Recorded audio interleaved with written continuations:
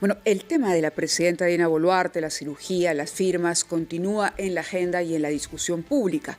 Vamos a abordar ese tema con nuestro primer entrevistado, sin duda, porque se trata de esclarecer y desde mi humilde punto de vista, Fernando, creo que hubo un problema de transparencia que dio origen a toda esta bola de nieve que finalmente continúa creciendo. Muy buenos días. Buenos días, Mávila. Buenos días a quienes nos ven por la televisión, nos siguen por la radio, por las redes sociales. La verdad es que tiene algo de penoso tener que discutir de estas cosas, pero es una exigencia de la ley que la transparencia se haga y que quienes tienen algo que explicar a la justicia o a la fiscalía que lo haga, y también al Congreso, naturalmente. Por esa razón, y para tratar de salir de las actitudes partidarizadas y las actitudes sectarias, hemos invitado a una personalidad como el doctor Walter Gutiérrez Camacho, quien ha sido decano del Colegio de Abogados de Lima, defensor del pueblo durante 5 años y más recientemente embajador del Perú en España, y que nos podrá dar su punto de vista sobre la polémica a la que hemos asistido en torno a lo que ha dicho la Fiscalía de la Nación, que habría habido omisión de funciones, por lo menos al no informar la señora presidenta Dina Boluarte de la cirugía a la que iba a ser sometida. Señor Gutiérrez, muy buenos días. Fernando Mávila, buenos días. Buenos días. A ver, la primera pregunta podría ser si, en efecto, como sostienen algunos, estamos haciendo una tormenta en un vaso de agua innecesario, mientras hay otros temas más importantes que no se atienden. ¿Considera usted que este es un tema relevante? Desde luego, es particularmente relevante. Pero primero permítame muy brevemente poner 2 premisas. Para responder esa pregunta, primero debemos formularnos la siguiente pregunta. ¿Por qué tenemos una Constitución? ¿Por qué vivimos en un Estado constitucional? La Constitución no es otra cosa que un estatuto de poder, que lo que busca es asignar las competencias y los límites del poder. Y cuando la Constitución le da poder a un presidente, a una autoridad, lo hace no por que simplemente quiera que esta persona tenga poder o este funcionario tenga poder, sino para un propósito, para que se materialicen los servicios públicos, para que se materialicen los derechos fundamentales. Ese es el fin, ese es el propósito.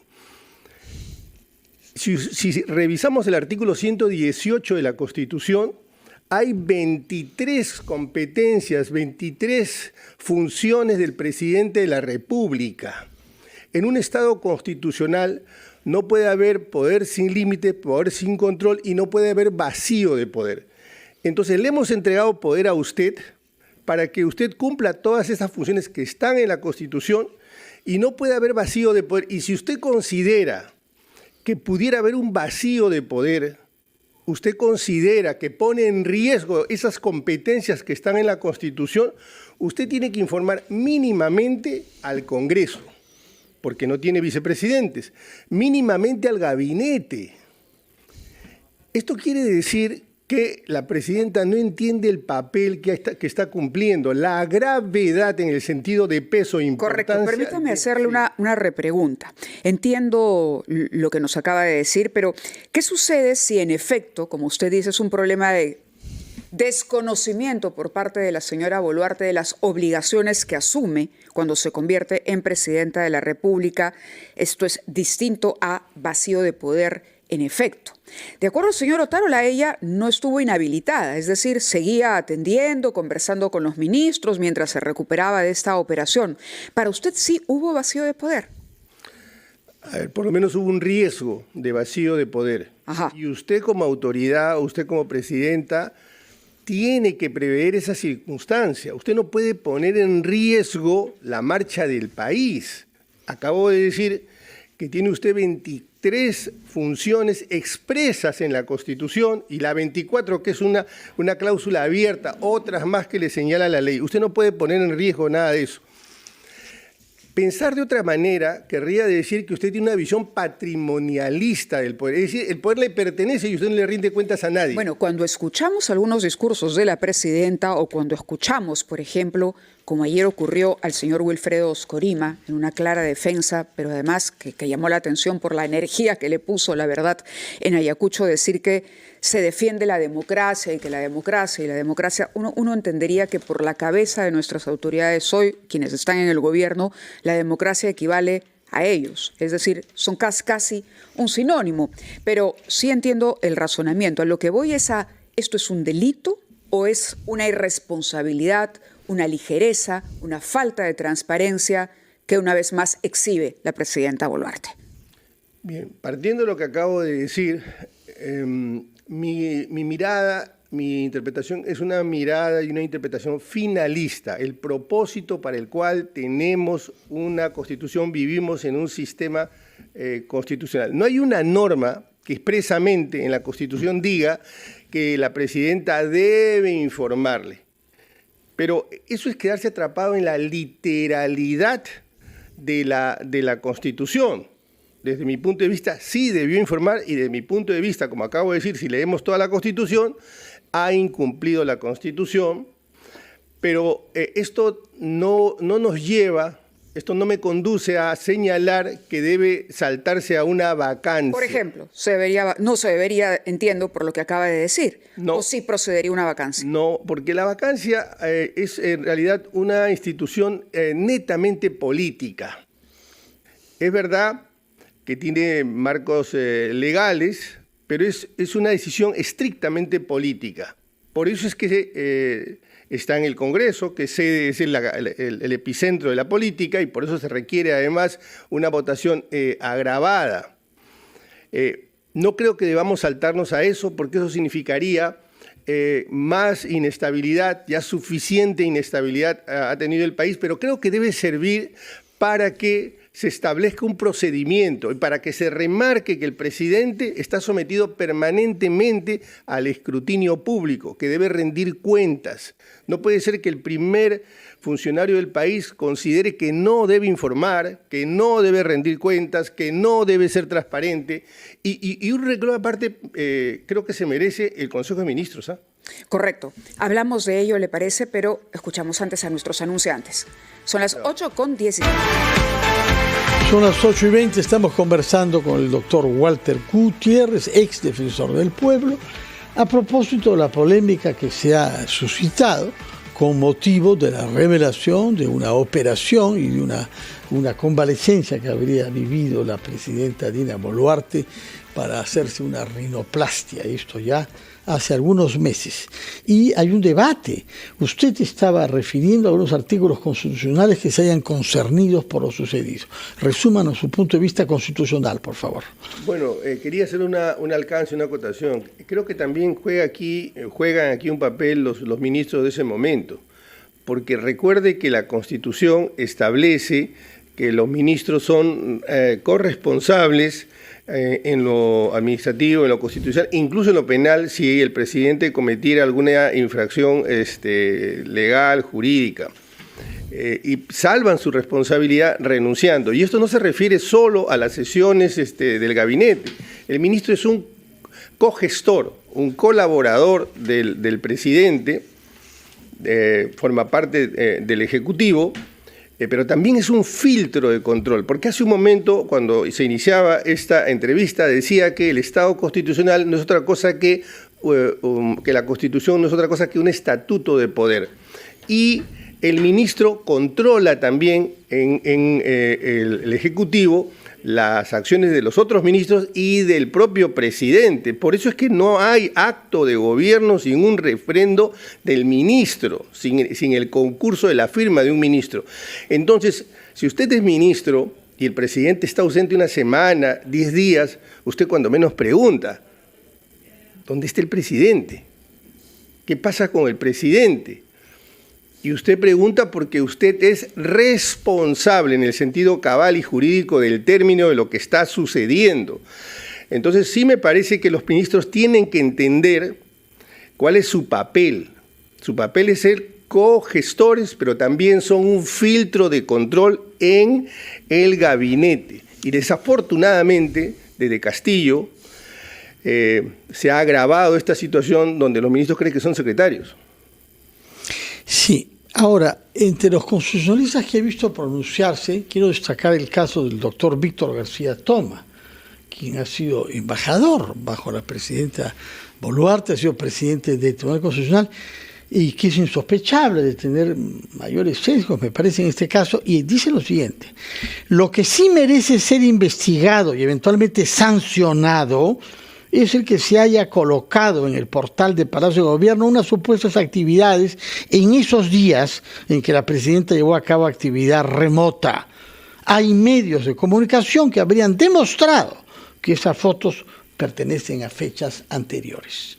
Se trata de un fraude, se trata de una disimulación y de una mentira. Si es verdad esto que el señor García Toma enuncia como una posibilidad, ¿no? Esto revela dos cosas. Primero, que quienes son los colaboradores de la presidenta o de Palacio en el ámbito, digamos, periodístico, mediático, que maneja sus medios de comunicación, sabían que tenían que informar, entre comillas, que la presidenta estaba realizando labores propias del cargo en ese momento, y lo han hecho con documentos, gráficos, con información de fechas pasadas. Por lo tanto, han engañado, han defraudado, digamos, han secuestrado cierta información, ¿no? Han ocultado cierta información y han puesto otra información justamente para apañar una situación que no querían que se conozca. Esto agrava la situación, como agrava la situación el hecho de que hay quienes están cuestionando que no era la firma de la presidenta. Pero estos son temas que tienen que ser investigados, sí, ¿no? Tienen que ser probados, tienen que ser investigados, ya entraríamos a un nivel de especulación. Yo no tengo pruebas objetivas sobre esto. Lo que le puedo decir es lo que acabo de señalar, en el sentido que ya desde mi punto de vista está probado el tema constitucional. La presidenta debió informar, la presidenta al Congreso. Debió, desde luego, al Congreso, porque no tiene vicepresidentes.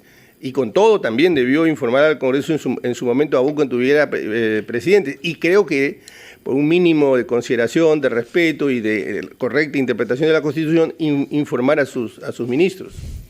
Muy bien, estamos entonces ante una situación que requiere esclarecimientos, se requiere, y para eso ha sido convocado en el Congreso varias personalidades, entre ellos algunos ministros justamente.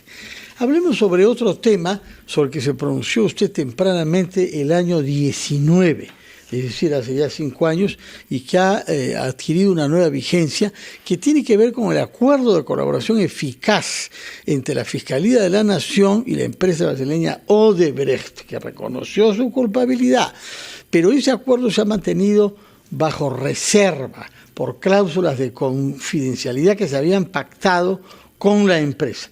Díganos su punto de vista sobre este tema, doctor Gutiérrez. Sí, en el 2019... y me parece que aquí en una entrevista también expresamos nuestra demanda, nuestro pedido de que se transparente este acuerdo. Y lo hacíamos al amparo del principio de transparencia y el derecho de acceso a la información. Hace un momento estábamos hablando que el poder tiene límites. Dejemos la palabra poder y hablemos de competencias, porque es una expresión del poder justamente las competencias. Las autoridades tienen competencias, los fiscales tienen competencias, los jueces tienen competencias, y todas las competencias y estos poderes tienen que someterse al escrutinio público, al debate público incluso, porque la forma que tiene el ciudadano de participar en la vida pública es el debate público. Entonces, pero si usted, digamos, oculta esta información, no transparenta esta información, no hay control, no hay debate público, no hay escrutinio público. Nosotros señalábamos que era fundamental que se informe. Incluso hacíamos algunos alcances ahí. Decíamos, entendemos que cierta información y por un tiempo determinado podría mantenerse en reserva para no perjudicar la aplicación de ese acuerdo. Eso lo entendíamos, pero han pasado 5 años. Eso le quería preguntar, porque de pronto las condiciones de esa negociación requieren ser reservadas para llevar adelante en el marco de una investigación. Digo esto porque la figura de la colaboración eficaz no solo aplica al caso de Odebrecht, sino en general. Los colaboradores se acercan a la justicia, los aspirantes, como le conocemos cuando todavía no hay una decisión judicializada, pero hay todo un proceso de corroboración de información que va y viene y que a veces, por el tenor del caso, requiere mantenerse en reserva. Publicar el acuerdo de colaboración eficaz con Odebrecht hoy por hoy podría abrir una puerta para que todas las negociaciones que hacen los fiscales o los acuerdos de colaboración eficaz se empiecen a ventilar abiertamente. Han pasado 5 años. No, por eso la pregunta es abierta. Nosotros decíamos esto el 2019, poníamos estos reparos, estos recaudos, decíamos, ok, de acuerdo, entendemos que determinados aspectos pudieran temporalmente mantenerse en reserva, porque la regla es la transparencia, la regla es la información, entendemos esa circunstancia. Pero ya ha habido una resolución, ya los acuerdos, el acuerdo se ha gestionado, ya se ha materializado mucha de la información ahí se ha corroborado. 5 años después no sabemos plenamente a qué se ha comprometido el Perú, cuáles son las limitaciones. 5 años después. 5 años después. ¿A quién le corresponde la publicación? ¿Al Ministerio Público? ¿Al Poder Judicial? Bueno, ahora... luego de que el Tribunal Constitucional, que estimo va a declarar fundado el habeas data, va a ordenar que la Fiscalía lo haga público. Eso debe suceder en muy poco plazo. Y me parece que el magistrado Cho dijo que ya se había votado, ¿no? Sí, ya se había votado y yo vi la entrevista que le hizo usted. ¿Sí? Y yo leí e interpreté que iba a ser declarado fundado. ¿Cómo conocemos todo esto? Lo conocimos a partir de un acuerdo, el acuerdo con los Estados Unidos. Y ese acuerdo se hizo público casi de modo inmediato. Casi de modo inmediato. Cuando está hablando del año 16, ¿puede ser? 16, cuando Odebrecht reconoce el pago de sobornos. El año 2016 aproximadamente, sí. Porque nuestro acuerdo, si no recuerdo mal, es entre 17 y 18, ¿no? 2 años después de 18. Y nosotros... en la Defensoría, a mediados de 2019, ya había pasado un tiempo, era un tiempo prudente, pedíamos que se haga público y señalábamos que entendíamos que podían haber aspectos que todavía se mantengan en reserva y que por un tiempo, no permanentemente, han pasado 5 años. Yo a estas alturas creo que es difícil que la develación, la información de los alcances del acuerdo pudieran afectar el acuerdo mismo. Es más, la propia empresa creo que no está cumpliendo cabalmente los alcances del acuerdo, ¿no? De acuerdo. Hay otro tema constitucional, yo quisiera aprovechar su presencia para abordar, que es la voluntad en el Congreso de modificar la composición del Tribunal Constitucional añadiendo 2 magistrados más. ¿Qué piensa usted de esa iniciativa y de aprobarse cuándo debería implementarse? No es la primera vez que se plantea esto. Esto se ha planteado ya en varias ocasiones. Incluso desde el propio Tribunal Constitucional han habido iniciativas en otros colegiados para que se amplíe, dada la carga procesal que hay en el Tribunal Constitucional. Nótese que en los últimos 10 o 15 años se ha, y enhorabuena, constitucionalizado prácticamente todo. Entonces hay bastante carga procesal y por eso se requiere probablemente que se incremente el número de magistrados. Yo estoy de acuerdo con eso. En otros países son más de una decena de integrantes. Lo que tal vez sea conveniente, y yo estaría de acuerdo, es que esto no se aplique de manera inmediata, esto se aplique con la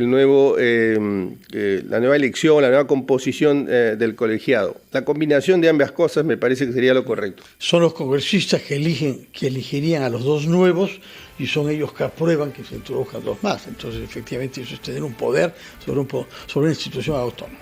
Muchas gracias, señor Walter Gutiérrez, ex defensor del pueblo. Encantado. Y ex decano del Colegio de Abogados de Lima, por aclararnos esos 3 aspectos constitucionales que están en el debate y que veremos clarificarse en el curso de los próximos días.